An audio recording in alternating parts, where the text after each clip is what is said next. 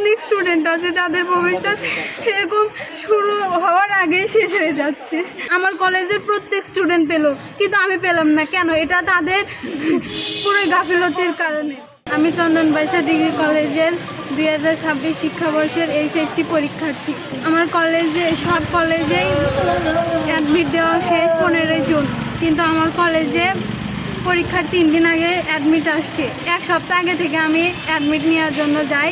তারা আমি কলেজ কর্তৃপক্ষ আমাকে বলে যে অ্যাডমিট এখনও কলেজে আসেনি। জুলাই মাসের 1 তারিখে ফুল আশ্বাস দিছে আমাকে সারাটা দিন যে তুই অ্যাডমিট পাবি, কিন্তু সন্ধ্যার দিকে আমাকে ফোন দিয়ে বলে আমি অ্যাডমিট পাবো না। প্রত্যেক কলেজে এক্সামের 15 দিন আগে অ্যাডমিট দেওয়া শেষ, কিন্তু চন্দন বাইশা ডিগ্রি কলেজের কর্তৃপক্ষ পরীক্ষার আগের দিন অ্যাডমিট দেয়, তাও শিক্ষার্থী মিসিং অ্যাডমিটের খবর দেয়। এটা কেমন কথা হলো? স্টুডেন্টের যদি কোনো ভুল থাকে কলেজ কর্তৃপক্ষের উচিত স্টুডেন্টকে ডেকে নিয়ে সেই ভুলগুলো সংশোধন করা, কিন্তু চন্দন বাইশা ডিগ্রি কলেজের কর্তৃপক্ষ তা করেনি।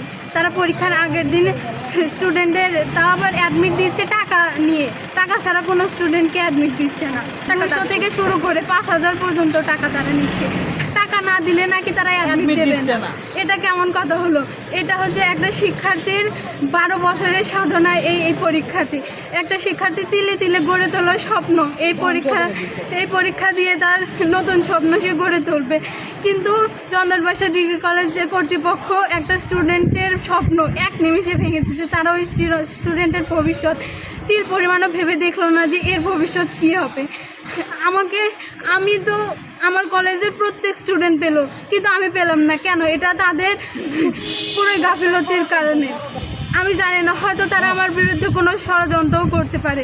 আমার কোনো রকম কোনো ভুল ত্রুটি ছিল না। আপনাদের কাছে আমার করজোড়ে অনুরোধ, আপনারা এটার সুষ্ঠু বিচার করবেন, আমার একটা ব্যবস্থা করে দিবেন যাতে আমি আমার সুন্দর ভবিষ্যৎ গড়ে তুলতে পারি। আমার মধ্যে আরও অনেক স্টুডেন্ট আছে যাদের ভবিষ্যৎ এরকম শুরু হওয়ার আগেই শেষ হয়ে যাচ্ছে। আমি প্রশাসনের কাছে করজোড়ে অনুরোধ, তারা যেন আমার একটা ভালো ব্যবস্থা করে দেয়, ছাত্রীটার যেন একটা সুস্থ বিচার পায়, এবং স্যারেরা যেন ভবিষ্যতে আর কোনো ছাত্রীর জীবনে এরকম ছেলেখেলা না করতে পারে। এটা হচ্ছে প্রশাসনের কাছে দাবি, তারা যেন যথাযথ স্টেপ নেয় স্যারের বিরুদ্ধে। চন্দন বাইশা ডিগ্রি কলেজের প্রিন্সিপাল সহ সকল স্টাফদের চরম গাফিলতি, এবং এই গাফিলতির কারণে একজন শিক্ষার্থীর শিক্ষা জীবন ক্ষতিগ্রস্ত হতে পারে না।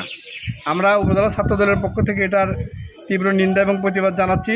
একটা ফর্ম দেই, সেই ফর্মে করতে গিয়ে ভুল করে অন্য ধরনের রেজিস্ট্রেশন নাম্বার দিতে, বুঝছেন? হ্যালো, জি, অন্য ধরনের রেজিস্ট্রেশন নাম্বার দিছে। তারও নাম সময় 1 তারিখ, সময় একটা তারও নাম।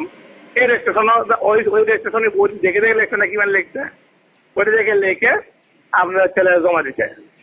আমার কম্পিউটার ম্যান এখন তো দেখতে ওইটা টিপছে, ওই রেজিস্ট্রেশন নাম্বার চলে যাচ্ছে, সময় 1 তার ওকে করছে, ফর্ম হয়ে গেল।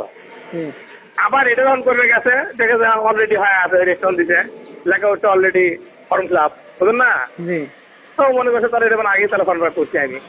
এখন এটা হয়ে গেছে ঘটনা। অ্যাডমিট কার্ড আগে আমরা ভোট থেকে আনিছিলাম আগেই, এখন কোথা থেকে স্যার এখান দিতে বলছে প্রিন্ট করে নেওয়ার লাগছে। আর এখান থেকে প্রিন্ট করে নিয়ে দেরি হয়ে গেছে। আমরা বিলি করতে করতে 30 তারিখে আপনার হচ্ছে হলে ওই বিকেল আসছে নিবার, তখন দেখা যাতে পাচ্ছে না, নেই তখন আমরা সেখানে নাই।